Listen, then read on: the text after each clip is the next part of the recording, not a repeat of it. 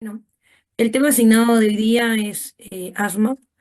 Vamos a ver de que durante algunas diapositivas hay algunas marcas de algunos dispositivos, no con el afán de hacer ninguna publicidad, sino que para ustedes sea un poco más práctico el poder conocer algunos productos que se requieren para el tratamiento y manejo del asma. A ver, no sé si puedo continuar. ¿Me permite cambiar? Ya. Entonces, prácticamente para la elaboración contamos con lo que es la guía GEMA 5.4 y GINA, ¿no? Ambas se actualizan todos los años. Las últimas actualizaciones son de marzo y abril del año pasado, así que de lo que vamos a hablar, prácticamente toda la ponencia está dada con lo que es GINA, ¿no? Pero igual hay algunos puntos importantes que deben considerar de ambas. Bueno, este es un video, no con el afán de compartirlo con las mejores intenciones, sobre todo, para que ustedes puedan identificar cómo son los pacientes que nos suelen llegar a diario al servicio de emergencia. Bueno, vamos a verlo un ratito, vamos a escucharlo también. Es el hijo del Barranquilla.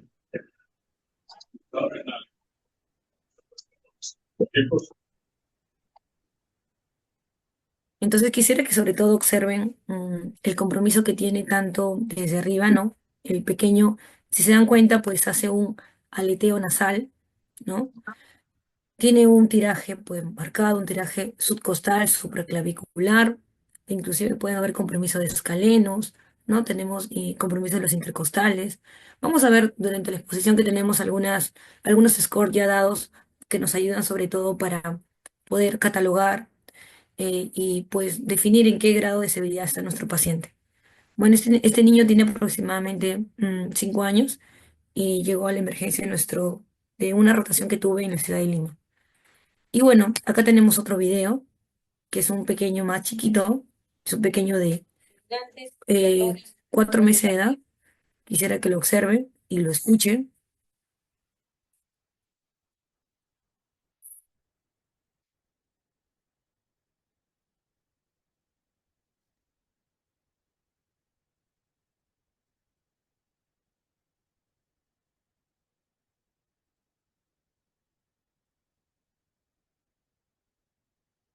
Entonces, este video sobre todo con el afán de que ustedes escuchen algunos sibilantes. Por la edad es muy poco probable pues que este paciente tenga un diagnóstico de asma, ¿no? Más que todo por la edad en la que se presenta en este niño, pues estamos frente a un episodio de una bronquiolitis. Pero sin embargo, es importante que ustedes hagan una evaluación, como siempre les digo a los chicos, de arriba hacia abajo, ¿no? Cefalocaudal. Es decir, pues valoraré primero lo que viene a ser la vía aérea, valoraré sobre todo importante qué compromiso tengo a nivel de la musculatura accesoria, ¿no? Y pues luego ya será la saturación, ¿no? Pero en emergencia tratamos de todo prácticamente hacerlo de una manera bastante rápida para poder actuar. Entonces, a pesar de que son diferentes grupos poblacionales, diferentes grupos de rango de edad, es importante que ustedes conozcan que eh, no todo, no todo lo que silba pues es asma, ¿no? Para empezar. Y tenemos que siempre plantearnos diagnósticos diferenciales. Entonces, ¿por qué es importante que esta exposición se dé? ¿Por qué es importante que tratemos el asma? Ya se ha visto, hay muchos estudios donde nos indican que inclusive vamos a ver que tenemos ya epitelios donde se han estudiado, donde se han analizado, donde se evidencia que hay cambios estructurales del parénquima bronquial, del parénquima estructural. Se ven evidencia donde inclusive hay neovasos, hay engrosamiento de los conductillos, de los bronquios pequeños, de los bronquios respiratorios, inclusive. Estos pacientes que tienen más episodios, que son niños que suelen venir a la emergencia, que no tienen un control adecuado de asma o no controlan las crisis, tienen un remodelamiento a nivel de la estructura pulmonar no solamente bronquial, sino parenquimal. Por eso es importante que tratemos. Se ha visto que tenemos algunos triggers, sobre todo que están compuestos, pues tenemos alergenos, tenemos prácticamente microbiota misma, tenemos ya los factores genéticos de per se de cada paciente, pero vamos a ver de que sobre todo hay temporadas donde el paciente, pues por el contacto mismo con los virus, con procesos respiratorios altos, estimula el epitelio. Este estímulo de epitelio vamos a ver de que genera pues que haya una alteración a nivel de las células inmunitarias, ¿no? Ustedes ya conocen bastante que sobre todo se menciona mucho a la interleuquina, se menciona bastante a los fibroblastos, al compromiso ya sea eosinofílico, y esto genera una remodelación a nivel de los fibroblastos, genera un crecimiento, un engrosamiento. Y entonces, con el tiempo, por eso siempre decimos, ¿no? No todo paciente que viene muchas veces a emergencia por crisis tiene que pasar una revaluación, tiene que pasar un seguimiento, un control continuo. Acá, pues en Chimbote nosotros no tenemos, o tenemos uno o dos, me parece, neumólogos pediatras, pero el asma es una patología que lo puede tranquilamente tratar el pediatra y los médicos generales, pero tenemos que tener pautas bien claras. Entonces, es por eso que es importante que tratemos el asma, que le demos un manejo adecuado al asma, porque lo que no queremos es tener pues niños que en un futuro pues presenten fibrosis pulmonar, que presenten algunas alteraciones a nivel de los cilios, o terminen pues, o no sean los niños del futuro que van a terminar con un EPOC, ¿no? Entonces, es por eso que es bastante importante manejarlo ahora. Bueno, y hay un término que siempre le menciono a los chicos, que a los grupos de internos que nos acompañan todos los meses, que a pesar que no es muy frecuente, pero es el enemigo y es lo que más le tememos como pediatras y como médicos cuando un niño pues hace una insuficiencia respiratoria severa por asma, que es el asma casi fatal. El asma casi fatal es el asma que te lleva a la ventilación mecánica. Es aquel paciente que sí o sí requiere pues ser intubado, que estamos frente a una insuficiencia respiratoria muy marcada y pues no sale, prácticamente es un paciente que no responde a todo lo que le podamos dar. Imaginémonos pues al sulfato de magnesio, imaginémonos a, a corticoides de amplio espectro y no realmente a dosis plena y no mejora. Entonces, lo último que nos podemos imaginar en un paciente asmático es intubarlo. Es lo último. Cuando ya no se puede realizar medidas para prácticamente resolver o mejorar al paciente, pues tendremos que sí o sí intubar. Entonces, es por eso que el objetivo también es evitar esto. Entonces, el asma prácticamente tiene una definición dada ya. Vamos a ver que se caracteriza esta enfermedad por síntomas variables y recurrentes, ¿no? Pueden ir con obstrucción del flujo aéreo, con hiperrespuesta, esa hipersecreción que puede generarse, una inflamación a nivel del bronquio y una remodelación que luego se va a dar. Entonces, son definiciones, por ejemplo, esta definición dada de Gina nos menciona de que las exacerbaciones se presentan un empeoramiento agudo o subagudo de los síntomas. Están dados por disnea, por tos, por sibilancias, por opresión torácica y una función pulmonar que vamos a ver prácticamente que va a ir en descenso, ¿no? Cuando hagamos estudios con espirometría para poder ver la respuesta del FEV1 frente a los broncodilatadores o los beta 2 sobre todo, vamos a ver cómo esta función pulmonar está en disminución. Un término muy importante, no sé si ustedes han escuchado, pero es algo que debemos conocerlo, que se habla ahora ya de fenotipos en el asma. Así como tenemos fenotipos para bronquiolitis, y bueno, si es que no lo han escuchado, es importante que le den una revisión. Vamos a ver de que hay fenotipos ya dados. El estudio de Tucson se hizo ya hace algunos años atrás, donde prácticamente evaluaron a un grupo de niños que tenían sibilantes y evaluaron aproximadamente en qué edad aparecían los episodios de sibilancias. A qué edad estos niños, pues, requerían se les exacerbaban ya sean por alergenos, por algunas sustancias que generaban pues atopías o tenían algunas reacciones como inmunoglobulina E incrementada en sangre periférica o eosinofilia incrementada. Entonces vamos a ver de que Tenemos tres grupos de fenotipos. Tenemos el fenotipo temprano, el fenotipo uno, vienen a ser aquellos sibiladores transitorios tempranos.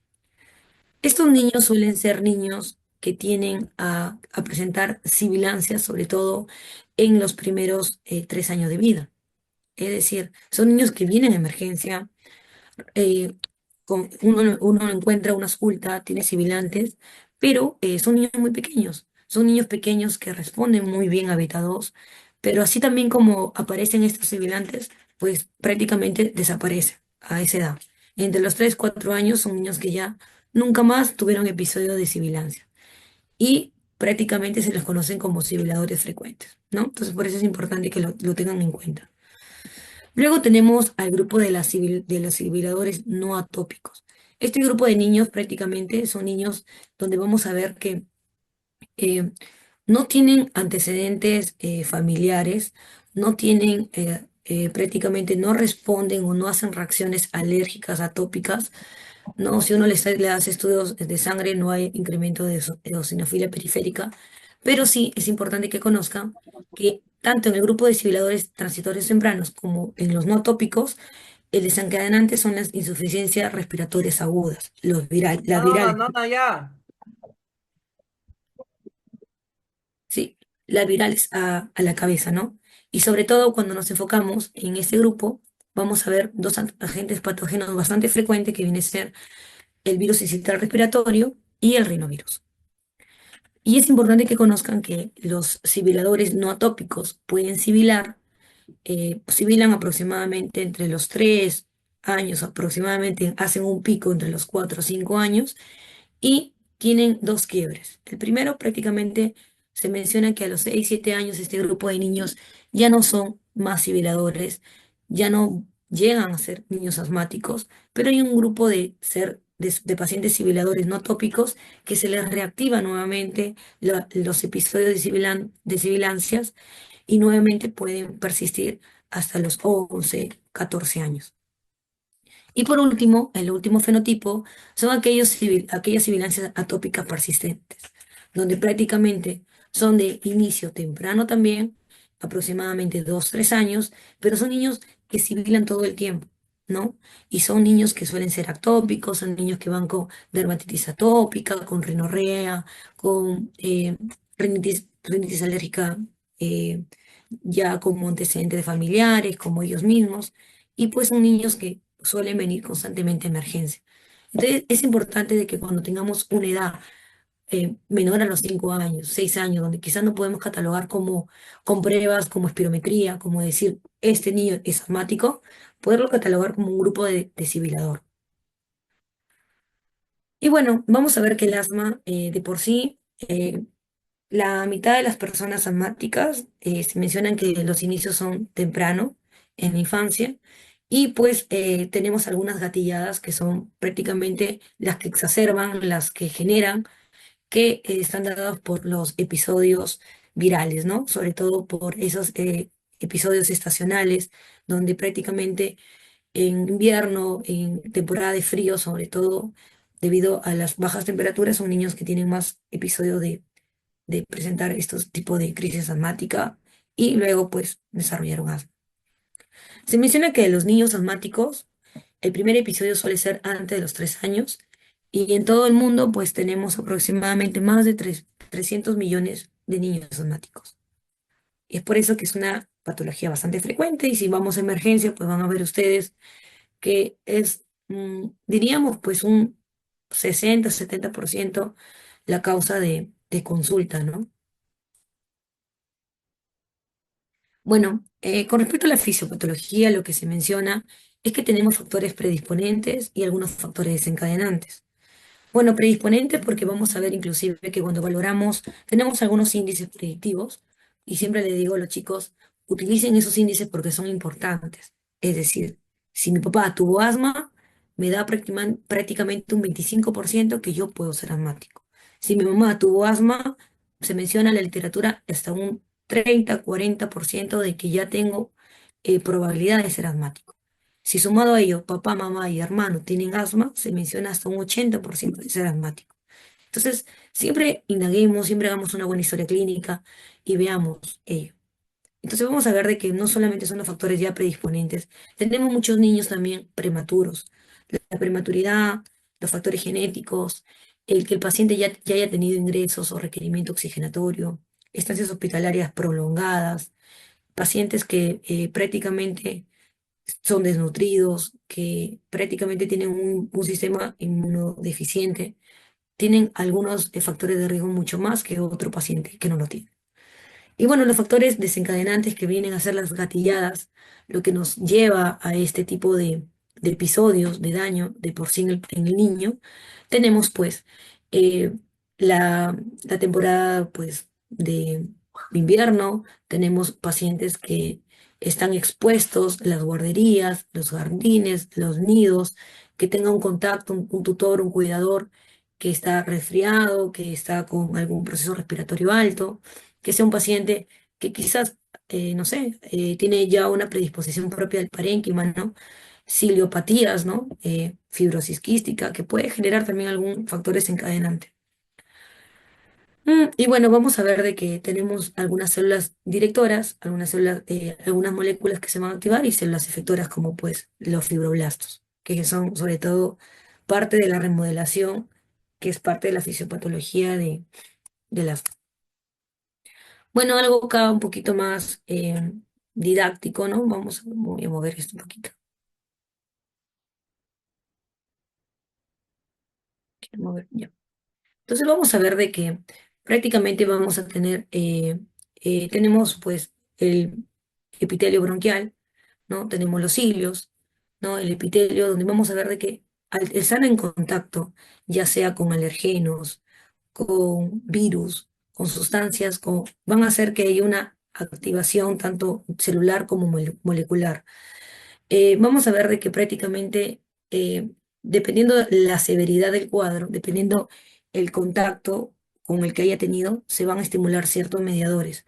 Por ejemplo, se hablan de algunas proteínas, ¿no? Como el MUC5A, que tiene que ver específicamente con el epitelio bronquial. Este va a activar prácticamente a las células dendríticas.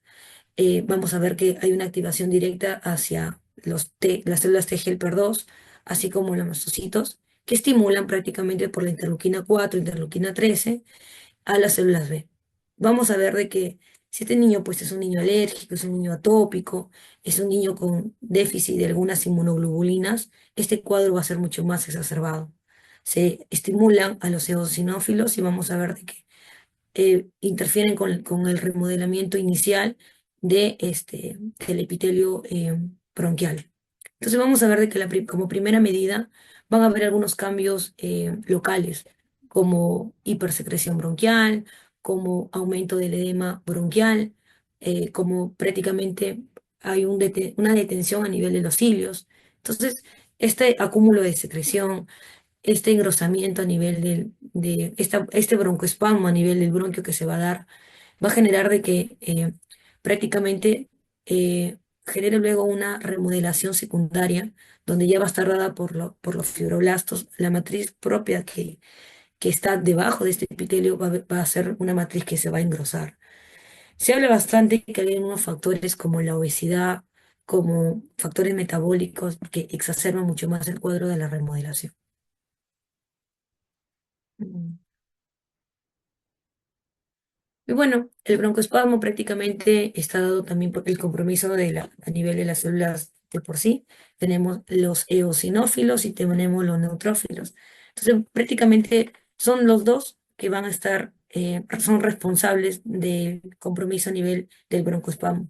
Bueno, se menciona bastante que va a depender del estímulo, ¿no? A nivel de la inmunoglobulina E2 que produce, estimula la histamina así como dado no por inmunoglobulina E, que sobre todo estimula la triptasa y estos pues generan una activación de los eosinófilos a nivel del epitelio bronquial. Y esto genera pues que la luz, el lumen del bronquio disminuya.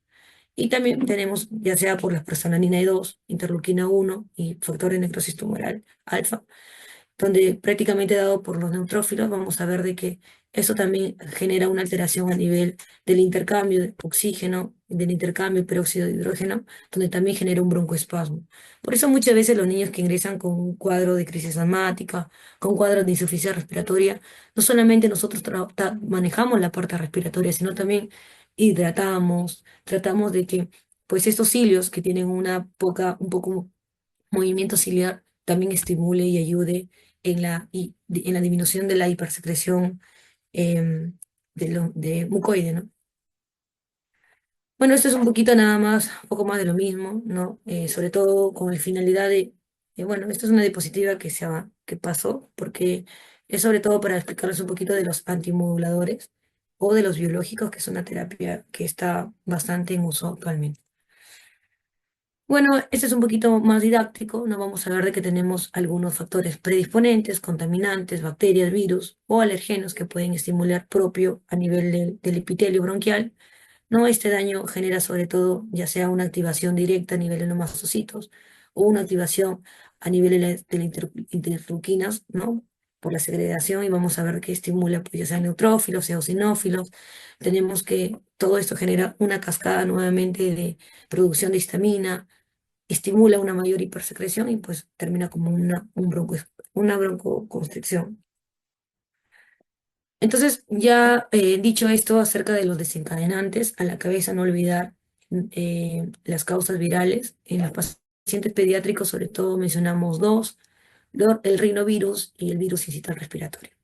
La exposición a alergenos, sobre todo niños que tienen una mayor predisposición al polen, ¿no? Al polvo de soja. Tenemos niños que tienen alergia a la comida. Siempre preguntar ello, ¿no? Hay niños que inclusive llegan con cuadro de broncoespasmo, son sibiladores, pero son secundarios a algún alimento. Entonces es importante de que preguntemos también, porque hay niños que, no sé, comieron mariscos, que comieron maní, que comieron alguna sustancia o inclusive algún medicamento, y bastó eso para que exacerbe un cuadro de crisis. Bueno, los cambios estacionales también son bastante importantes que lo tengan en consideración, ya que es muy frecuente, sobre todo en la población pediátrica. Y un factor muy importante, pues, es la mala adherencia a la terapia con los corticoides inhalados, ¿no? Sistémicos inhalados. Bueno, como le había mencionado, la causa más frecuente de esta exacerbación de cuadros tenemos a los patógenos virales, ¿no? Tenemos a la cabeza, pues, el rinovirus y el virus incital respiratorio. No olvidar que el rinovirus, pues, tiene muchos serotipos, pero es importante que conozcan que es un virus ARN monocatenario que no tiene envoltura.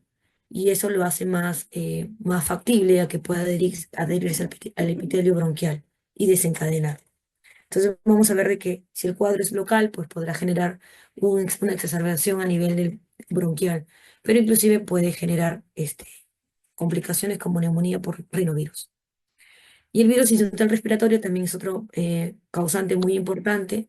eh, Tiene una envoltura, pero es importante considerar de que la característica, sobre todo, que le da son estos enzimas prácticamente que tiene, proteínas que tiene a nivel de su nucleocápside, que hace que se adhiera con mayor facilidad al epitelio. Bueno, esta es la imagen que le habías colocado al inicio. Sobre todo, hay algunos estudios que mencionan que es importante que estos niños reciban alguna terapia, ya sea contra rinovirus, contra virus incital respiratorio, ¿no? Existen algunas terapias de inmunizaciones, ¿no? Que son, pues, vamos a ver que todos los años son pacientes que tienen que vacunarse porque son virus estacionarios y que pueden mutar, que pueden cambiar de serotipos. Entonces vamos a ver que también el rinovirus se afecta a nivel del epitelio, genera un hiperestímulo, una liberación de interleuquinas, sobre todo en la cabeza, la 33 y la 25, y estimulan sobre todo a los T-helper 2, hay un estímulo mayor de interleuquinas, y vamos a ver de que esto genera prácticamente nuevamente mayor estímulo de virus, mayor producción, mayor replicación, y termina pues en un cuadro de broncoconstricción constante, mantenido. Son niños que realmente demoran muchas veces en resolver los cuadros. Bueno, este es un estudio acerca de la sensibilización, una evidencia acerca de la sensibilización a los alergenos, sobre todo en aquellos niños que tienen mayor predisposición a ser sibiladores y han tenido contacto con rinovirus, ¿no? Vamos a ver que prácticamente pacientes que tienen que contacto con rinovirus tienen sobre todo una mayor sensibilización, una mayor predisposición a presentar cuadros de asma en el futuro. Entonces, este es un estudio donde prácticamente 285 recién nacidos tuvieron un contacto, sobre todo con, con rinovirus, y se hizo seguimiento hasta los 6 años, donde se vio que hay una alta sensibilización a estos aeroalergenos, ¿no? Y son niños que tienen una mayor riesgo de desarrollar asma. Bueno, cuando mencionamos un paciente que voy a darle un tratamiento para asma, es importante que consideremos eh, cómo hacer una buena historia clínica. La historia clínica de un paciente asmático prácticamente te va a arrojar todo. Te va a arrojar si es que haces una buena anamnesis, prácticamente los antecedentes de per se, ¿no? Antecedentes familiares, antecedentes del paciente, si es un niño que ha sido prematuro. Muchas veces en emergencia no podemos ampliar una historia clínica, pero sí es importante que ustedes fijen algunos puntos que van a ser mandatorios para que ustedes den un buen manejo en el paciente. Va a depender mucho de la edad de tu paciente, va a depender mucho del estado clínico de tu paciente, pero lo que sí debes tener en claro es que tienes que hacer algunas preguntas, sobre todo en tu paciente, para que tú puedas darle un manejo adecuado y un manejo sobre todo importante en tu paciente para que no se te escape nada, como se dice. Entonces, tú lo que vas a hacer es mencionar que tu paciente pues tiene una que tu paciente, si es un paciente prematuro, si es un paciente que ha estado ya hospitalizado, si es un paciente que ha requerido oxigenoterapia en algún momento de su vida. Hay muchas mamitas que te dicen, sí, estuvo en la UCI, sí, estuvo con oxígeno, sí, estuvo con, quizás, eh, estuvo con ventilador mecánico, solamente estuvo con cánula, no lloró al nacer, requirió pues alguna terapia de ayuda para poder pues sacar al paciente de un cuadro quizás de asfixia, no lo sabemos. Son pautas muy importantes, ya que el parénquima estructural de este niño ya no es el mismo. La función pulmonar de ese niño ya no es la misma. Se ha visto de que un paciente con mayor estancia hospitalaria por requerimiento oxigenatorio tiene una función pulmonar mucho menor. Es importante saber si es que si es que la clínica de tu niño le altera, no le altera su ritmo de vida, su calidad de vida. Si es un niño que en las noches requiere pues aplicación de un broncodilatador, de un beta 2 para poder conciliar el sueño. Si es un niño que cuando corre pues se cansa. Si es un niño que cuando hace alguna actividad física requiere inhaladores. Es importante que esas preguntas tú le hagas, sobre todo. Y lo otro que es importante es que consideres y sepas cuántas veces tu paciente ha tenido o ha requerido que a venir a emergencia, cuántas veces ha requerido en un año quizás recibir terapia de crisis, ¿no? Para ver contra qué paciente te estás enfocando. Y sobre todo también valorar mucho los episodios o los factores de riesgo de tu paciente. Si el paciente no tiene un buen cuidador, va a ser difícil que tenga una buena adherencia a la terapia que tú le vas a dar. El tratamiento de un paciente asmático es totalmente distinto a un paciente que viene solamente por crisis. Bueno, en sí el tema de hoy es hablar de asma, pero he considerado prudente colocarle algunas pautas del manejo de crisis también, porque ustedes sobre todo van a manejar crisis.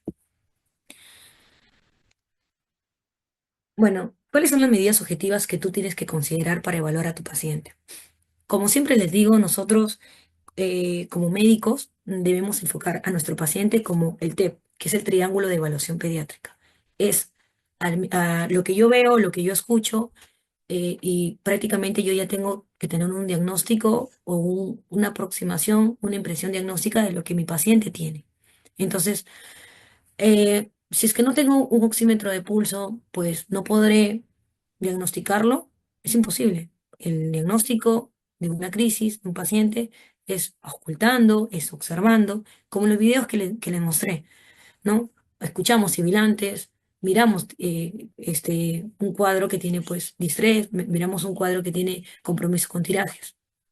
Entonces, pero se menciona que necesitamos, pues, para valorar la severidad del cuadro, hacer uso de un oxímetro de pulso, ¿no? Siempre tenemos que medir a todo niño la saturación de oxígeno.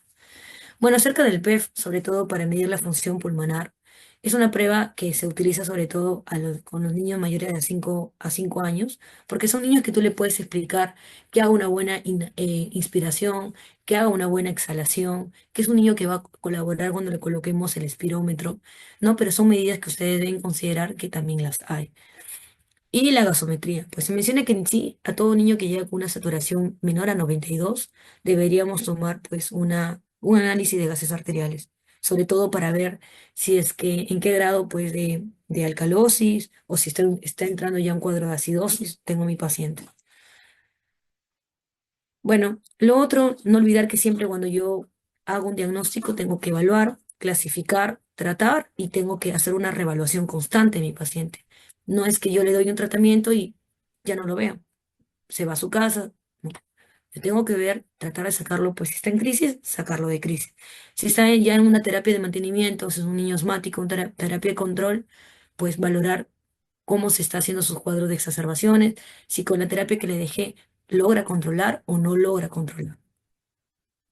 Entonces, como le mencionaba, el triángulo de evaluación pediátrico me evalúa tres parámetros importantes que ustedes tienen que considerar en todo paciente que llega prácticamente a la emergencia o en todo paciente que tú tienes un contacto.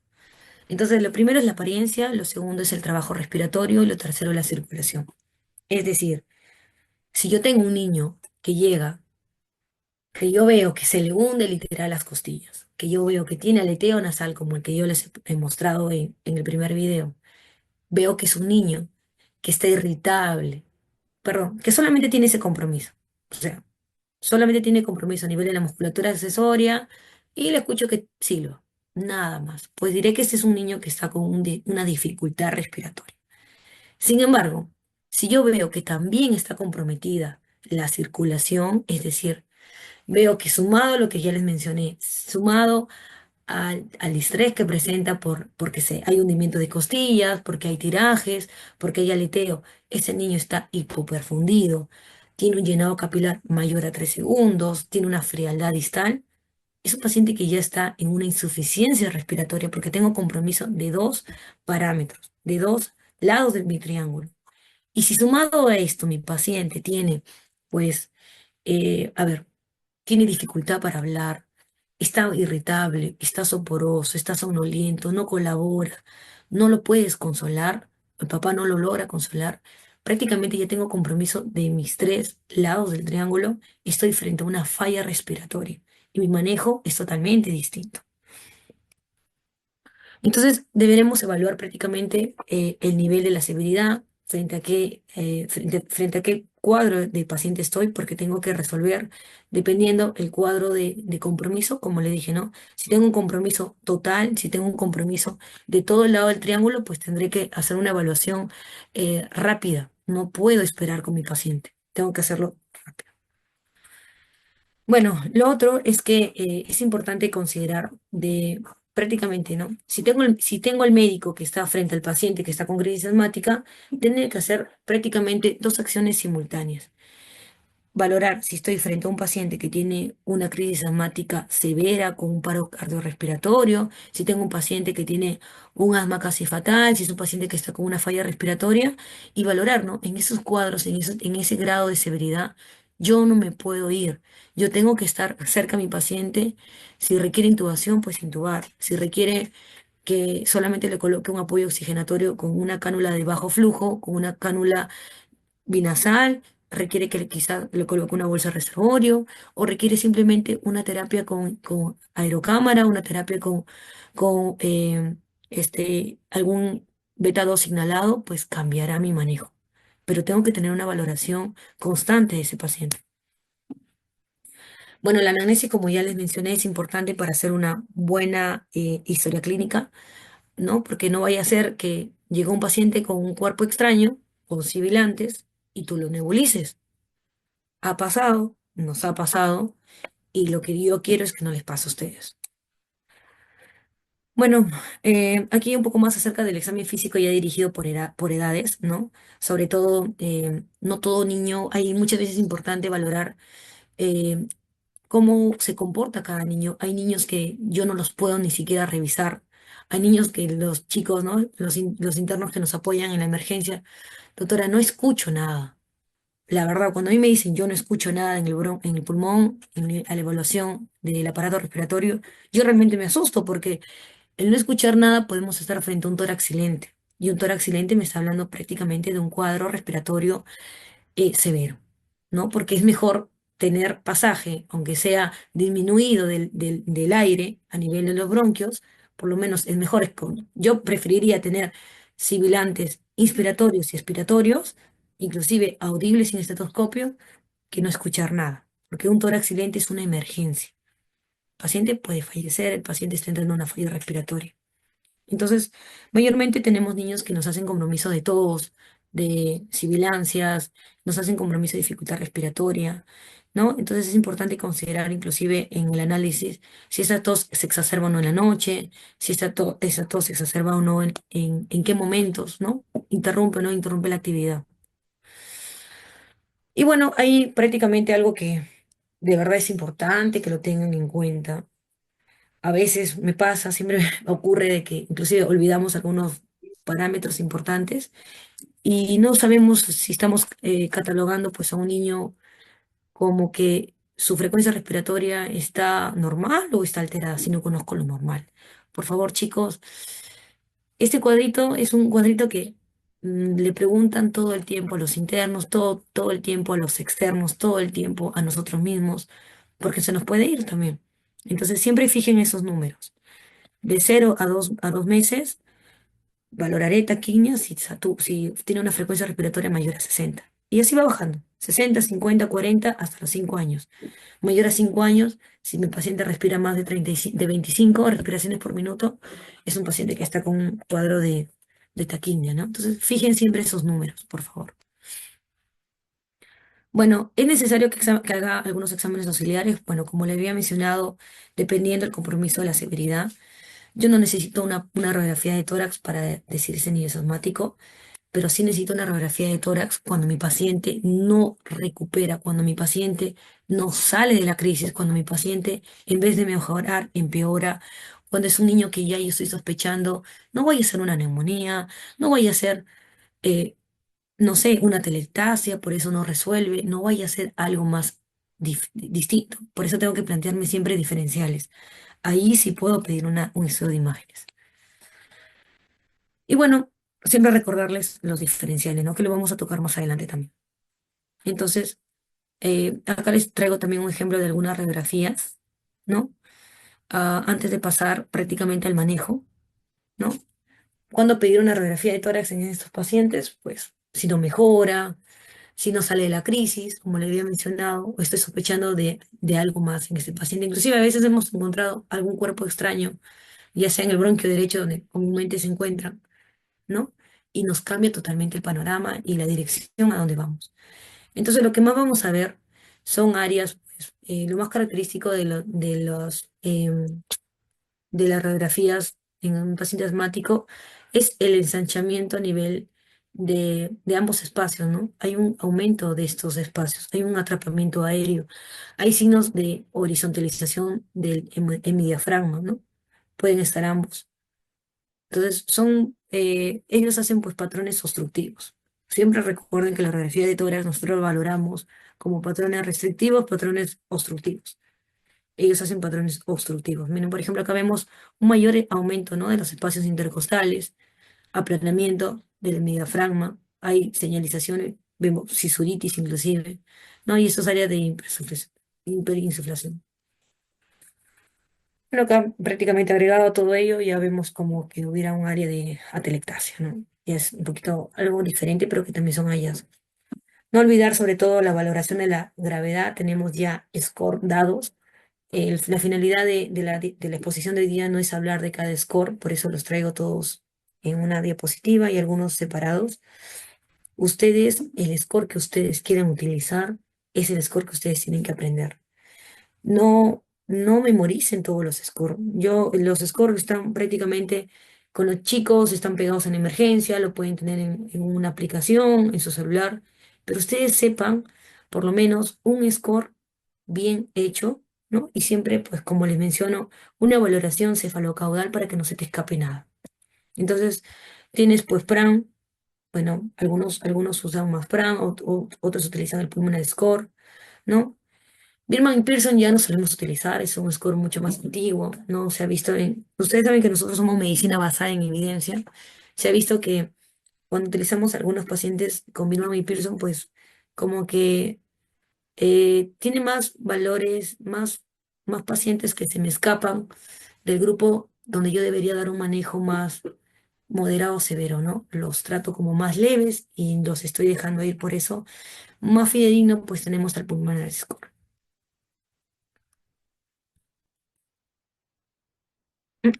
Bueno, acá también tenemos otro score que es bueno, es una puntuación de gravedad de asma pediátrico, así se llama, ¿no? Es el Pediatric Asthma Severity. Prácticamente es por edad, si hace uso o no de oxígeno, a la ocultación, las retracciones y la disnea, que a diferencia de otros scores anteriores, no mencionan a la disnea. Entonces, también es un score que se usa. Bueno, como le había mencionado también, el tema del asma de riesgo vital o el asma casi fatal, siempre es importante que ustedes consideren todo paciente que tiene un tórax silente, todo paciente que tiene un compromiso ya del estado de conciencia, luce confundido, luce somnoliento, es un paciente que tengo que tener bastante cuidado, chicos, porque me puede hacer un asma que comprometa su vida.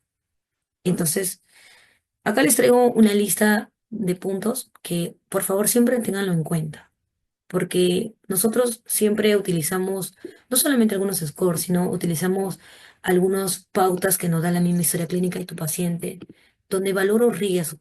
¿Qué tan riesgo tiene este niño, ¿no?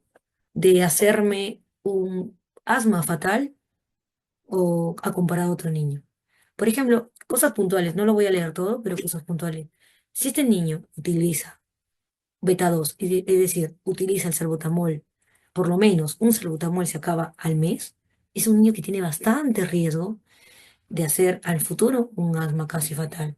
Si es un paciente que requirió hospitalizaciones, si es un paciente que ya ha estado en la UCI, mucho más. Si es un paciente que ya ha requerido apoyo oxigenatorio en el último año, ha requerido hospitalizaciones por cuadros de dificultad respiratoria ya avanzada, severa, tienen un riesgo muy alto. Y es importante que ustedes consideren para hacer una buena valoración de ese paciente que es poco respondedor, de ese paciente que yo digo, le he dado de todo, pero igual sigue con crisis. O sea, después de haber valorado bien una técnica que a veces no la hacen, siempre valoren qué tanto usan el beta 2. Muchas mamitas vienen a emergencia y te dicen, siempre que tose yo le aplico. Sí, en la noche cuando duerme se atora, se agita, tose mucho y le doy el salbutamol y duerme tranquilo. Todo eso es importante en tu historia clínica. Entonces, para empezar a entrar al tratamiento, hablarles ya el pilar prácticamente de la exposición. Se menciona de que el uso de los corticoides inhalados, sigue siendo la piedra angular del tratamiento del asma, ¿no? Se menciona de que a pesar de los múltiples cambios, de las múltiples sinergias que hay, ya sea un inhalador, un corticoide inhalado sistémico, más un LABA, más un SABA, más formoterol, lo que quieras, se menciona de que el uso de los corticoides sistémicos inhalados va a ser fundamental para que este paciente que tiene asma, pues pueda controlar. Entonces, ustedes saben que nosotros valoramos todo con la medicina basada en evidencia, ¿no? Así que es importante que conozcamos que a pesar de, que es importante que conozcamos que tanto pacientes adolescentes como pacientes adultos se menciona que la efectividad del uso a demanda del SABA como terapia de alivio de síntomas no se compara, es inferior cuando yo hago una comparación con SABA más un corticoide inhalado o budesonida más formoterol, que es otra opción. Entonces, muchas veces, ¿por qué les digo esto? Porque, bueno, suena medio engorroso, quizás no sé si lo entiendan, pero les digo porque muchas veces en emergencia es un paciente que llega y es un paciente que es asmático y yo simplemente le doy salbutamol y a su casa. No, chicos. Hemos visto que solamente dar SABA, que solamente dar un beta 2 de acción corta, no se compara, no tiene eficacia cuando yo lo comparo prácticamente en las exacerbaciones o como alivio en los pacientes o la sinergia de SABA más corticoide inhalado. Entonces, ¿cuáles son los pilares del manejo? Un ratito. ¿Cuáles son los pilares en el manejo del asma? Es importante, esto prácticamente nos lo da Gina, nos menciona que debemos hacer un ajuste, una revisión y un manejo constante. Es decir, el manejo en cada niño va a ser totalmente, puede ser distinto, no siempre en todo niño voy a manejarlos igual.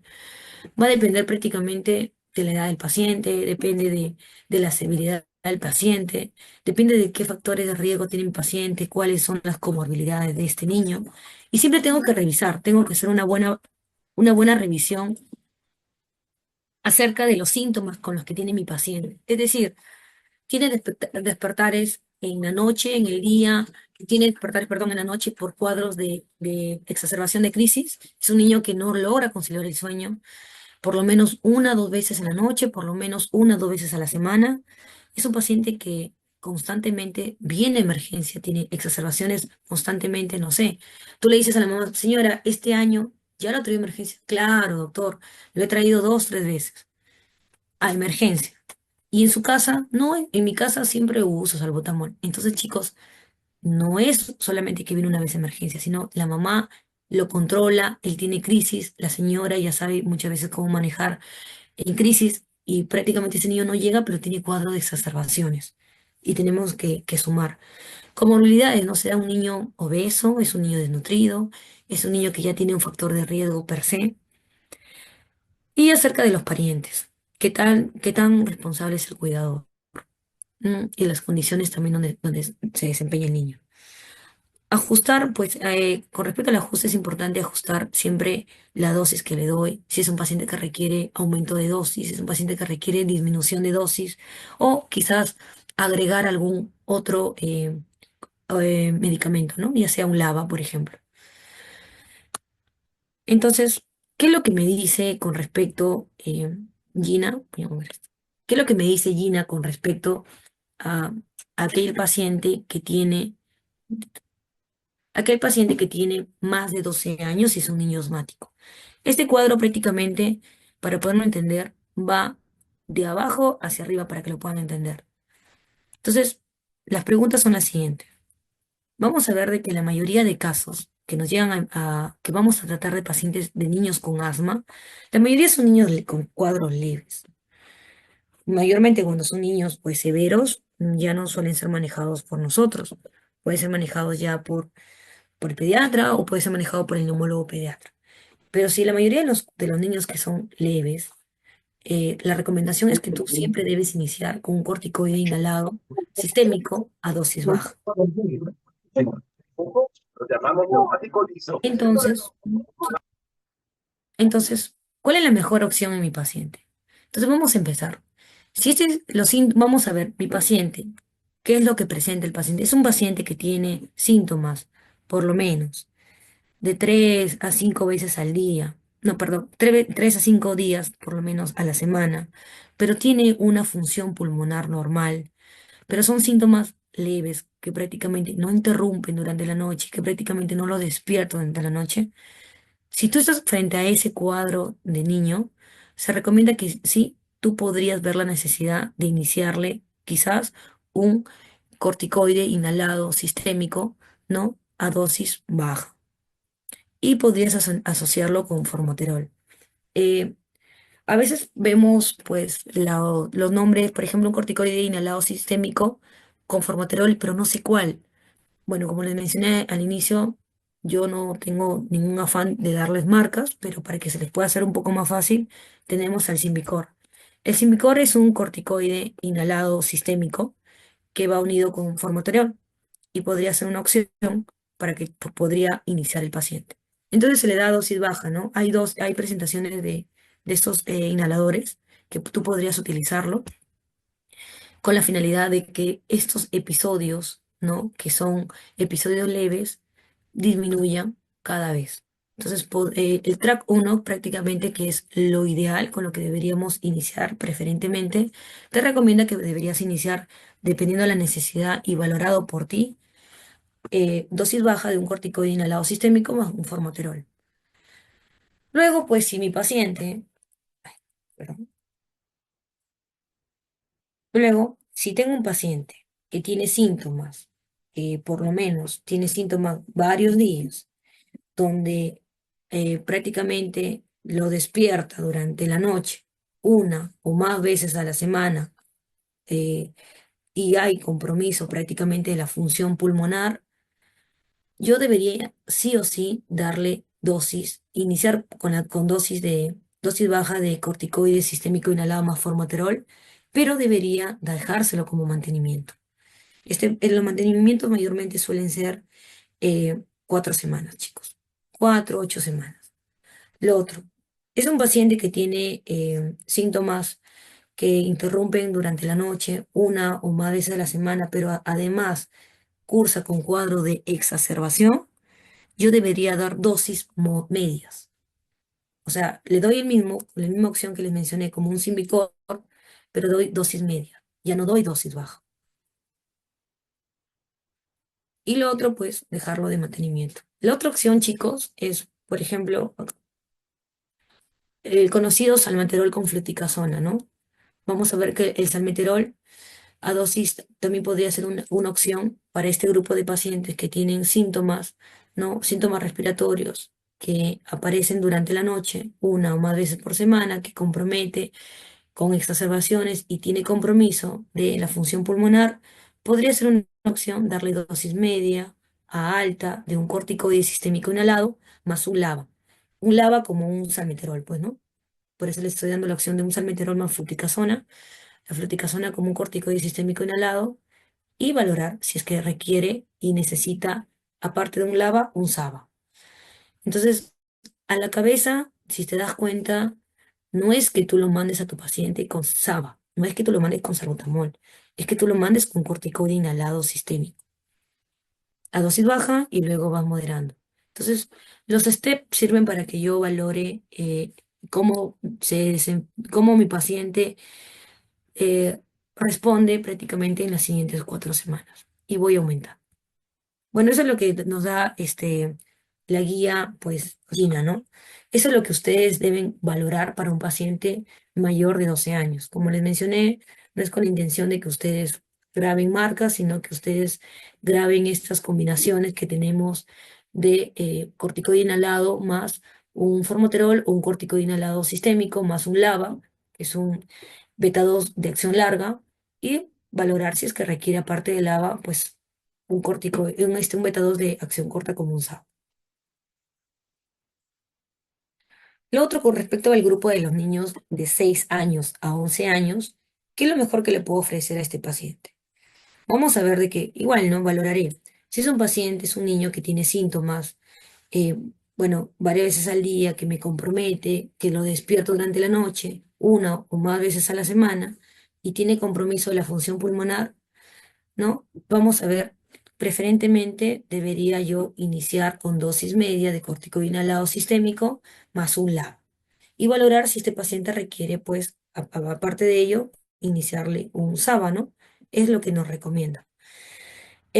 ¿Cuánto tiempo? Siempre le hacemos la pregunta, ¿cuánto tiempo le debería dejar? Pues muchas veces en consultorio no solemos citarlos mensual a los pacientes, pero sí solemos citarlo pues cada 2 meses, pero va a depender mucho de que tú le hagas un plan a la madre donde ella valore a la semana cuántas veces lo requiere dosis extra. Es decir, yo le dejo un mantenimiento, pero aparte de ello, el paciente no controla. Aparte de ello, la mamá aplica 2 veces, 3 veces a la semana, aparte del corticoide que tú le estás dando o del corticoide inhalado más el LABA que le dejas, sí o sí requiere o tiene crisis o episodio de cuadro de crisis asmática que requieren ir a emergencia o requiere que la mamá lo inhale como terapia de rescate en casa, pues ya no valorarás, ya no iniciarás de esa forma, pues tendrás que considerar modificar tu dosis.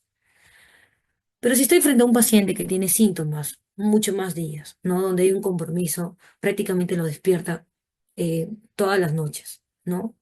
Varias veces a la semana, pues tengo que dejarlo con dosis alta de corticoide inhalado sistémico más un LABA, o puedo dar dosis media de corticoide inhalado sistémico, pero asociarlo siempre con un SABA. Esa sería tu otra opción. Sé que confunde un poco, pero lo que ustedes deben fijar sobre todo son las dosis.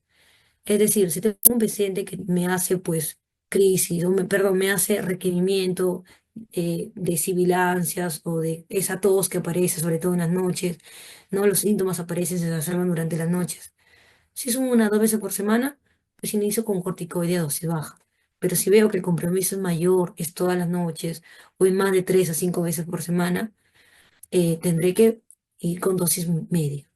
No dosis alta, sino dosis media.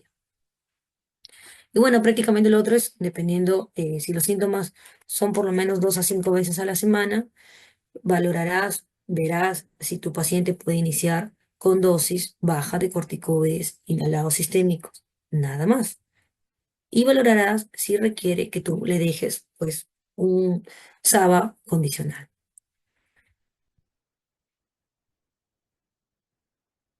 Bueno, acerca de, ya entrando un poco de por cada fármaco, los beta 2 adrenérgicos inhalados de acción corta, que es lo que más usamos en emergencia, es la primera línea de tratamiento, ¿no?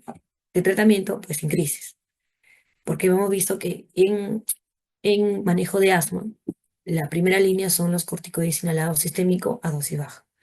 Entonces, este PAF, ¿no? PUF, como algunos le dicen también, vamos a ver que viene, requiere, es un MDI, ¿no? Es un dispositivo eh, que requiere bueno, viene con un espaciador, pero también puede ser inhalado, ¿no? Lo que utilizamos muchas veces en emergencia. Y acá siempre quisiera que ustedes consideren, muchas veces la mamá no te acepta que tú le des, pues, un cortico, lo saques de la crisis con salbutamol en aerosol. No acepta. Y siempre pasa con los chicos diciendo, doctora, no, la mamá quiere que lo nebulicen. Si se dan cuenta, no hay beneficio, no hay diferencia estadística ah, si yo doy para mi terapia rescate eh, pues con aerocámara o con beta 2 nebulizado. No hay diferencia. Ambas me van a sacar a mi paciente de la crisis. Ambas. Y si no lo sacan, pues es porque es un paciente más severo que requiere ya otro manejo. Lo que siempre les digo es bueno, lo que nos enseñan a nosotros y lo que vamos viendo en algunas recomendaciones de algunos estudios, ¿no? Si es un paciente que obviamente está con una saturación menor a 92%, no lo mandes muchas veces y sabes que es un buen respondedor a beta 2, no les mandes de inicio con beta 2, sino mándalo pues con nebulizado, ¿no? Con beta 2 nebulizado, con tu aerocámara, perdón, tu mascarilla de nebulización, para que me puedan entender. Entonces, Gina lo que te dice es que tú deberías utilizar de 4 a 10 inhalaciones cada 20 minutos durante la primera hora, ¿no? Y luego vas a valorar. Si tu paciente con eso nada más lo sacaste de la crisis, bien, se irá a casa con alguna recomendación. Pero si luego de la hora el paciente pues prácticamente aún requiere, no ha salido de la crisis, también te hace la recomendación de 4 a 10 inhalaciones cada 3 a 4 horas, hasta inclusive puedes utilizar 6 a 10 inhalaciones cada 1 o 2 horas. Y esto es lo que comúnmente utilizamos. En la emergencia muchas veces tenemos a pacientes donde prácticamente eh, le di la terapia de rescate, pero sigue cerrado, muchas veces decimos. Es un paciente que no sale, pero no me satura, pero no requiere mayor compromiso de apoyo oxigenatorio, es decir, yo saco una canola binasal con 1 o 2 litros y con eso me mantiene una saturación mayor a 94. Yo puedo dejarle terapias con beta 2 inhalado ¿no? Durante un par de horas todavía y luego valorar. Pero si es un paciente que ya le di chance y pues no mejora lo que ya debería mejorar por lo menos en las primeras 2, 3 horas, haré estudios ya con radiografía de tórax, ampliaré la anamnesis, revaloré mi paciente porque puede ser que esté frente a otro cuadro. Voy a cambiar en un ratito.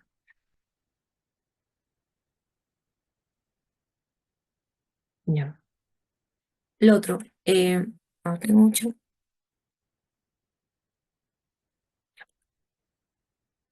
Lo otro, acerca del bromuro de hipatropio, recordarles que el bromuro de hipatropio no lo dejamos, chicos, como terapia de asma, no lo dejamos como terapia de a su casa, señora, vaya con bromuro, no hacemos eso. Y si lo han hecho, pues ya no lo hagan. Ahí está bien claro, se usa para crisis asmática moderada o pues que no responde o un paciente que está en una crisis asmática severa. Y el efecto máximo, porque yo realmente saturo a los receptores, ¿no? Eh, es sobre todo en las primeras dosis. Es decir, está demostrado que el bromuro de hipertrofio yo debería utilizar máximo en las primeras 48 horas. Algunos mencionan que hasta 72 horas podría mi paciente estar con bromuro. Pero pasado ese tiempo ya no, chicos, no puedo darle más bromuro porque no va a tener respuesta. Y lo otro es que se prefiere utilizar bromuro de hipertrofio cuando mi paciente está con apoyo oxigenatorio. Y bueno, el uso es, la aplicación son de 2 a 4 puffs cada 20 minutos durante las 2 primeras horas. Es decir, aplico mi salbutamol, por ejemplo, si he decidido utilizar 6 puffs, 6 puffs de salbutamol, vamos a ver luego cómo lo aplico, pero son así. Aplico un puff, bueno, bajito, aplico una buena ubicación, eh, cuento por lo menos unos 15, 30 segundos, dependiendo del paciente que tenga, dependiendo del paciente que me pueda tolerar. ¿No? Se menciona que por lo menos unas 10 respiraciones son suficientes para que pase a otro puff. Entonces, entre puff y puff debería por lo menos pasar entre 30 segundos a 1 minuto. Es decir, no tengo acá una aerocámara, pero bueno, haremos como con el celular, ¿no? Yo cojo el salbutamol, bueno, volviendo acá un antes, para que me puedan entender. Yo cojo mi aerocámara, ya conectado, previamente he botado por lo menos unos 3 disparos al aire, porque se condensan las partículas si es que no agito previamente antes de utilizarlo. Colocaré en la máscara espaciadora o en la aerocámara, como comúnmente la llamamos, y pues aplicaré el puff, cuento ahí por lo menos unos 30 segundos, o mi paciente hace unas 10 a 15 respiraciones y retiro. Retiro por lo menos unos 30 segundos a 1 minuto, vuelvo a aplicar, vuelvo a agitar, vuelvo a colocar y vuelvo a esperar. Eso significa hacer un puff. Y volverlo a hacer son 2 puffs. Cuando tú mandas a la emergencia para un paciente que tiene crisis, tú le das por lo menos 6 puffs, 8 puffs, lo que tú tomes la decisión. Y luego de esa aplicación vienen los puffs de bromuro. Entonces, termino los 6 puffs de salbutamol, ahora hago 2 a 4 puffs de bromuro. Cada 20 minutos, por lo menos unas 2 horas. Acerca de los corticoides sistémicos, porque estamos hablando ya de una crisis, mi paciente tiene una crisis. Bueno, no en sí la eficacia, no hay una eficacia como comprobada, sobre todo en la etapa en los niños preescolares. Lo que sí está totalmente demostrado son los corticoides sistémicos vía oral. Entonces, si es un paciente que requiere, según el estado de severidad, si es un paciente que está en un cuadro de crisis asmática moderada, utilizaré pues a la cabeza lo que tenga. Acá solemos tener prednisona. En sabor, más agradable es la prednisolona, pero es más cara, ¿no? O tendrá dexametasona. Entonces acá están las dosis, ¿no? Si es prednisona o prednisolona, puedo dar de 1 a 2 miligramos por kilo día, ¿no? Máximo son 40 miligramos, eso por favor no lo olviden. Siempre le digo a los chicos, dosis máxima tienen que tenerlas claras, ¿no? Durante los 3 a 5 días, más de 5 días no dejo corticoides, porque si no hay alguna alteración a nivel de mi eje con mi cortisol propio y puede pues generarme hasta un Cushing, ¿no? Lo otro es la única dosis de dexametasona vía oral. Siempre también puedo utilizarlo en la terapia de una crisis asmática de emergencia, ¿no? Y es importante que si estoy utilizando dexametasona, pues cuando hago las equivalencias, prácticamente la dexa vale por 3 días de prednisona, prednisolona. Nosotros más utilizamos lo que es prednisona, prednisolona. El sulfato de magnesio es otro corticoide sistémico que lo utilizamos en los pacientes en crisis grave que no responden a un tratamiento inicial. La dosis, chicos, es de 40 miligramos por kilo. Se usa máximo 2 gramos. No puedo utilizar más. Y se pasa en 20 minutos. Entonces, por ejemplo, hagamos un ejemplo. No es un niño que pesa 20 kilos. Entonces, 40 por 20 serán 800 gramos. Entonces, ¿cómo lo preparas? Son 800 miligramos de sulfato de magnesio. Normalmente diluimos en 100 o 200 cc de cloruro. Y eso lo pasas todo en 20 minutos. Esto es en el paciente que prácticamente tiene una crisis grave, que requiere apoyo oxigenatorio, que es un paciente que realmente no me ha respondido a todo lo que ya he hecho con nebulizaciones hasta continuas y pues requiere darle ya un apoyo que sea sobre todo sistémico.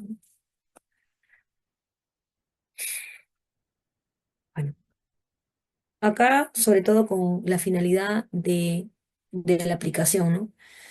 Siempre, chicos, cuando tengan a la mamita que viene a la emergencia, si es una señora que ya usa el salbutamol previamente, que les enseñe cómo lo usa, que les enseñe cómo lo aplica.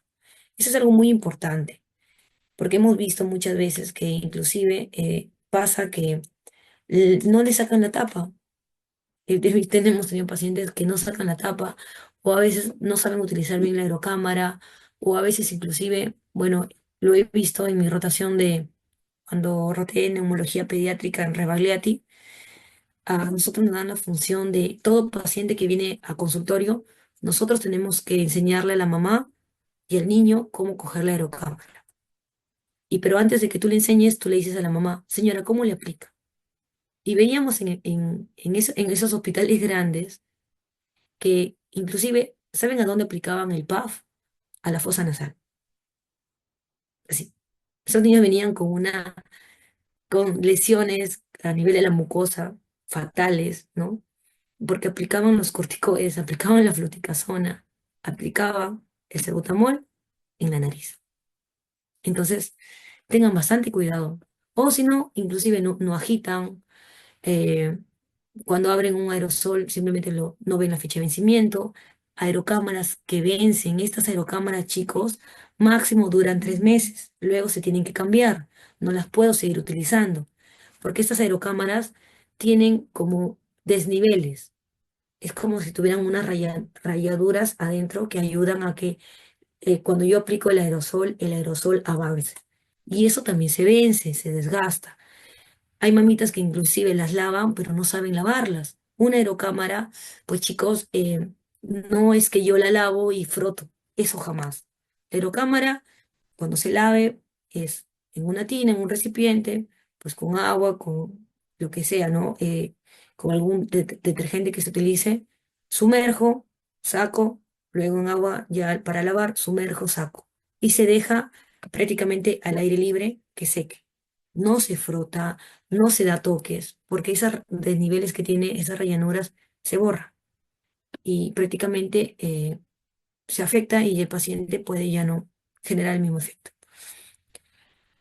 Muchas veces el paciente sigue siendo un paciente no respondedor a la terapia que tú le dejaste o no respondedor a la dosis que le dejaste porque hay una mala técnica. Pero por eso es importante que tú siempre preguntes y mires y observes cómo aplica.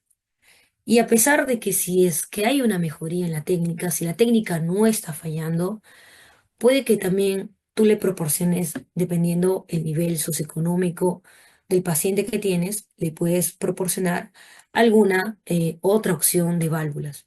Lo más ideal, chicos, son este tipo de válvulas, que son las aerocámaras valvuladas. Bueno, como les mencioné, no es con la finalidad de que compren ese producto, sino que ustedes también conozcan que hay otras opciones en el mercado. La aerochamber o la vortex son aerocámaras valvuladas que permiten que el ingreso, tienen un dispositivo donde permiten que prácticamente el aerosol, las partículas, lleguen mejor hacia la vía aérea. Decirles que cuando yo hago una aplicación de aerosol en una aerocámara, prácticamente solamente de esta cantidad de partículas, se menciona que solo llega al 15%, chicos. O sea, si yo hago una muy buena aplicación, de este puff que yo le di a mi paciente, solamente el 15% llegará a la vía aérea. Y pues imaginémonos, si el paciente tiene, no sé, algún, no sé, a ver, ¿qué les puedo decir? Está con mucha secreción en la fosa nasal, si pues es un paciente que tiene, no sé, un tapón de moco seco, será menos el ingreso, ¿no? Imaginémonos. Por eso siempre hay que ver la vía aérea, liberar. Si es un paciente que se mueve cuando le aplican, si es un paciente que está irritable, llora, la mamá no le hace una buena ubicación de la aerocámara o no le hace una buena ubicación, no del sello que debe haber correcto, que corresponde a la nariz y a la boca. Si no hace eso, pues este 15% será mucho menor. Entonces, la aerochamber o la vortex, que son aerocámaras valvuladas, se mencionan que puede permitir el ingreso un poco más, ¿no? Hasta un 30-40%. Y bueno, acá algo pequeñito ya para terminar que les coloqué. Muchas veces nos preguntan si en los niños menores de 5 años yo puedo diagnosticar asma. El diagnóstico de asma, sobre todo, actualmente se menciona que es un diagnóstico en sí clínico. Entonces, no es que yo pueda diagnosticar en menores de 5 años, pero es que yo sí, lo que yo sí puedo hacer es ver la probabilidad de que ese niño vaya a ser un niño asmático. Entonces, los antecedentes, la respuesta, el número de episodios, el cómo me responda frente a cada crisis es muy importante para yo valorar. Por ejemplo, si es un niño que tiene síntomas de tos, de de sibilancias, más de 10 días, ¿no? Por lo menos, cuando ya tienen un proceso respiratorio, tiene más de 3 episodios al año, ¿no? De crisis, con episodios sobre todo a nivel de una tos exigente durante las noches. O entre episodios hay episodios de crisis, de tos, ¿no? De sibilancias. O es un niño que los sibilances interrumpen el juego, corre, se cansa, juega, se cansa, ríe, se cansa. O es un niño que es alérgico, ¿no? Atópico. Es un niño que tiene muy alto riesgo de ser un niño asmático. Entonces hay muchos niños que vienen a la emergencia y ya tienen una dermatitis atópica, tienen eczemas, ¿no? La mamá, el papá, el que lo cuida, te dice, a cada rato se enferma, a cada rato. Inhala un poco más, y pregunta un poco más, averigua un poco más. Quizás no le puedes decir es asmático, pero sí le puedes decir que tiene un riesgo muy alto de ser asmático.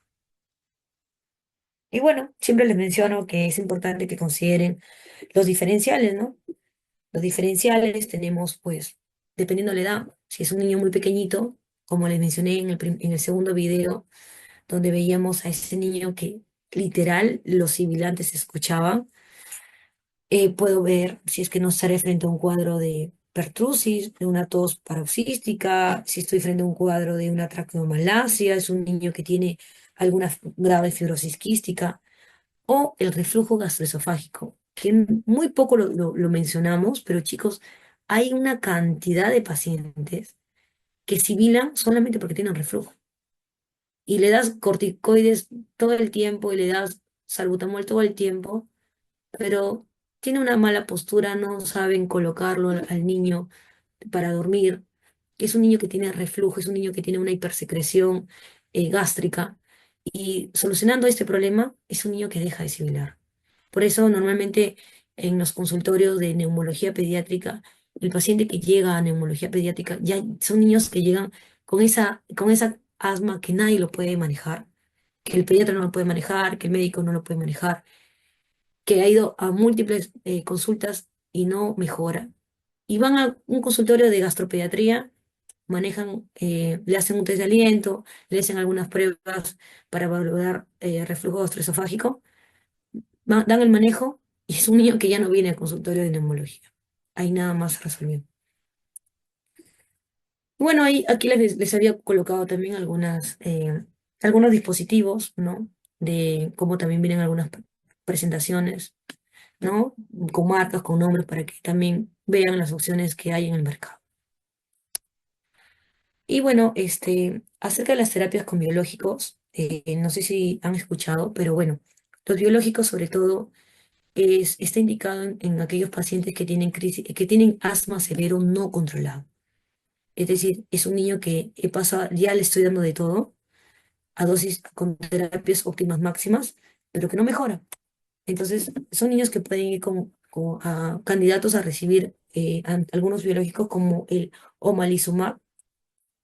El omalizumab ya se está colocando hace 2 años en hospitales de Lima, lo coloca el Niño de Breña, lo coloca Salud, y es importante considerarlo porque estos niños suelen recibir prácticamente una aplicación subcutánea mensual por 3 meses, ¿no? Sobre todo en la época ep- antes de ingresar a invierno, otoño, ¿no? A épocas de frío. Y son niños que suelen ser niños mayores de 6 años, que tienen asma severa, sobre todo alérgica. Y tienen un nivel de evidencia alto, nivel de evidencia A. Y bueno, algo más sobre prácticamente ya lo dado de crisis asmática que les había mencionado, ¿no? Eso es lo mismo que hemos hablado, pero dividido, ¿no? Lo que me dice Gina, cómo debo actuar y lo que me dice Gema prácticamente, ¿no? Que es prácticamente lo que solemos hacer en emergencia. Bueno, mayormente llegan cuadros leves moderados, ¿no? Pero siempre por ahí nos puede llegar los pacientes severos. Y recuerden que paciente severo, paciente que yo debería dar de inicio, ¿no? Corticoide, sobre todo corticoide sistémico. Y bueno, los criterios de hospitalización que tenemos son pacientes que tienen una saturación menor a 92, paciente que tiene una falta en la supervisión, sé que su cuidador no va a poderlo cuidarlo, no va a poder aplicar las recomendaciones que estoy dando, menores de 2 años que tienen algún grave de deshidratación, si son niños que vienen ya con recurrencia de síntomas, pues los hospitalizaré. Y también por la edad. Y valoraré alta en los pacientes cuando tengan una saturación mayor a 94. El que mi paciente siga sibilando no es una indicación para que siga hospitalizado. El que mi paciente ya no requiera oxígeno, el que mi paciente no tenga mayor compromiso en la musculatura accesoria, pues sí, son obviamente son indicaciones para que yo los pueda mandar a casa. Acá, bien claro está, el alta no, o sea, para yo dar de alta a un paciente no requiero que haya una ausencia de sibilancia. ¿Sí? Eso, por favor, recuerden. Todo paciente que se va de alta después de una crisis, chicos, cítenlo, por favor, en 48 horas, ya sea nuevamente por el mismo servicio, ya sea nuevamente en sus postas médicas. Es importante que ustedes valoren siempre, siempre una reevaluación en todo paciente que viene a crisis. Y nada más, eso es todo lo que tenía para compartir. Muy bien, doctora, muchas gracias por su ponencia y informarles a los participantes que vamos a dar un espacio de 5 minutos para alguna pregunta que quieran hacer y también recordarles que llenen el link de asistencia en caso no lo hayan hecho. El link de asistencia se envió por el link del Zoom. Ya, ok.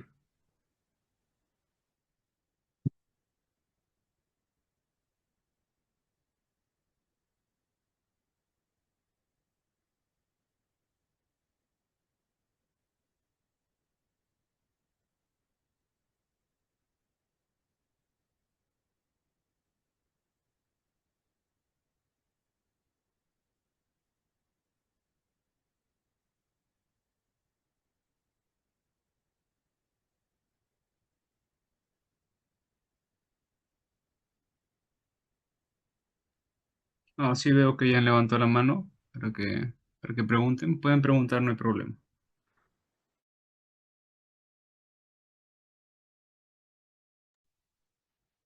Buenas noches, a mí me gustaría preguntar, estoy con la mano levantada. Sí, No pregunten, te no hay escucho, problema. Bri. Ya, gracias. Bueno, primero, muchas gracias por su ponencia tan completa. Particularmente me interesa saber si es que sería correcto decir que el asma se ha curado en un adolescente o en un ya adulto que ha tenido síntomas de asma, ha tenido el diagnóstico de asma durante su niñez, durante su pubertad, pero en la actualidad no presenta síntomas, no usa inhaladores, no has, no tiene manifestaciones clínicas del asma. Entonces, en ese caso sería correcto decir que el asma se ha curado, y lo digo no en un supuesto, sino por un caso de un familiar bastante cercano, eh, que infiero por la ponencia que nos ha dado, por su actividad física, por su alimentación, por su buen estado físico, que pues ha tenido alivio de estos síntomas. Entonces quisiera saber si sería correcto decir que ya nunca más va a necesitar de repente algún manejo del asma porque no tiene clínica, por favor. Hola, Brigitte, gracias por tu pregunta. Bueno, sí tenemos asma todavía. Bueno, hay definiciones de asma en el adulto, ¿no? Inclusive hay guías, hay una guía peruana, ¿no? Que es importante que ustedes la conozcan. Bueno, no la he colocado porque en sí la ponencia va para pediátricos, ¿no? Pero bueno, me compartieron una guía, sobre todo un doctor que me enseñó en el internado, ¿no? Que es una guía peruana de práctica clínica para el diagnóstico, tratamiento y prevención de asma en adultos. El asma en adultos existe. Que yo haya podido tener asma en mi edad temprana, que pasen años y no tenga crisis, no me libera de que no pueda tener crisis en el futuro. Que si este paciente, este familiar tuyo, como tú mencionas, ¿no? Por su estado físico, un buen control, no sé, bajo de peso, hace actividad física, no está vacunado, no se expone quizás pues, a personas enfermas, ¿no? X cosa, no desarrolle, no es que no desarrolle en el futuro. El término de asma curada, en algunas literaturas como tal, sí las mencionan como una resolución total de los síntomas. Son niños que, por eso te mencionaba que en edades muy tempranas hablamos muchas veces de los fenotipos de asma, ¿no? De los fenotipos de los sibiladores. Hay niños que simplemente desarrollaron siendo niños hasta los 14, 18 años que pueden persistir, pero que nuevamente pasaron los años, ingresan a un ambiente, y eso pasa muchas veces. Son niños que nunca más requirieron ningún beta 2, pasaron muchos años y luego se van a un ambiente donde se exponen a, no sé, un cuarto cerrado que está lleno de polvo, que nadie lo abrió, un ático, se exponen, ingresan y hacen una crisis fatal. Y eso ha pasado, bueno, en mi rotación de neumología pediátrica lo he visto muchas veces. Entonces, hay esa predisposición que puede desarrollarla. Ahorita como tal, podríamos decir pues que si es que ha pasado bastantes años, pues no es un paciente asmático, en el momento no lo es, pero que pueda desarrollar, claro que lo puede en un momento desarrollar, ya que ha tenido quizás un tipo de asma en niño alérgica, un tipo de asma, dependiendo del factor predisponente que lo desencadene, ¿no? Yo no lo catalogaría como, también no sé cuánto tiempo que no desarrolla una crisis en tu familiar. Bueno, doctora, si en caso pudiera contar un poco más, no sé si se puede de repente para ayudar a la discusión o no sé. Sí, te puedo escuchar, normal. Ya. Bueno, esta persona, bueno, es mi hermano, también estudiante de medicina casualmente. Dejó de tener crisis a los 10 años, 11, y actualmente tiene ya 18. Y también, doctora, quería consultarle, ¿qué tan frecuente sería el asma no atópica?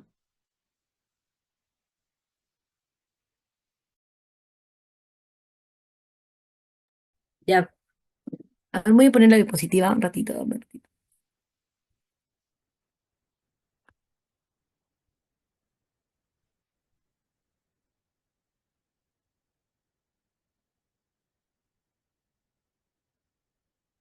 Ya. Bueno, como les había mencionado, ¿sí me escuchan, no, Brigitte? Sí. Ya, bueno.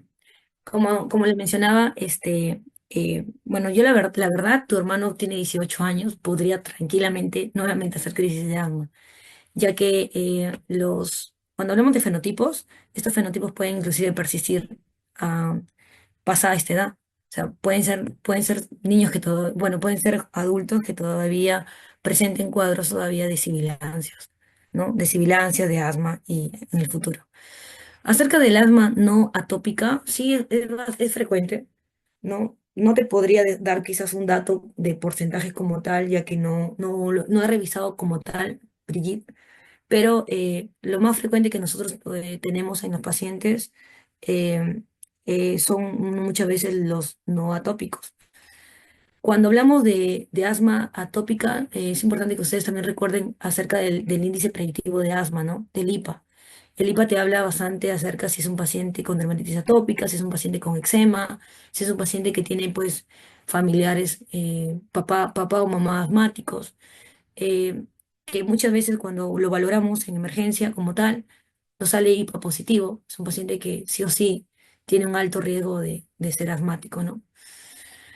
Y bueno, hoy en día que hay mucho más reacciones alérgicas a todo, ¿no? Por ejemplo, en esta semana nada más hemos tenido muchos casos de niños que han ingresado por alergias a chetos, tortis, todas estas cosas que comen ahora los niños más pequeños. Hacen bastantes reacciones también de episodios de cuadros de crisis por alimentos. Entonces, siempre hay que valorar también cuál es el factor desencadenante en ellos. Eso es todo. Muchas gracias, doctor.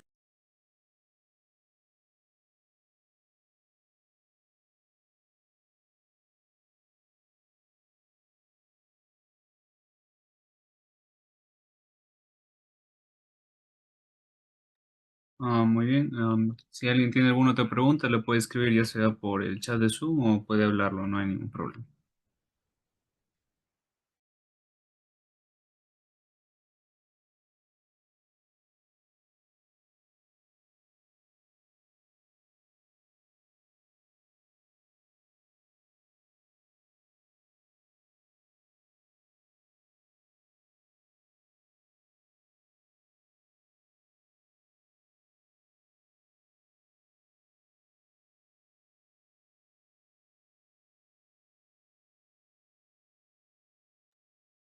Muy bien, doctora, muchas gracias por su ponencia y ya estaríamos concluyendo y ahora pasamos a la realización de la trivia al cargo del compañero Joab.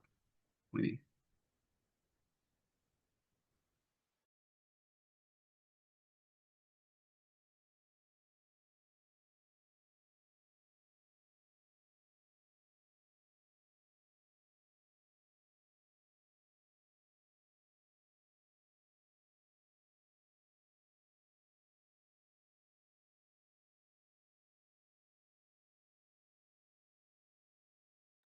Muchas gracias por la invitación.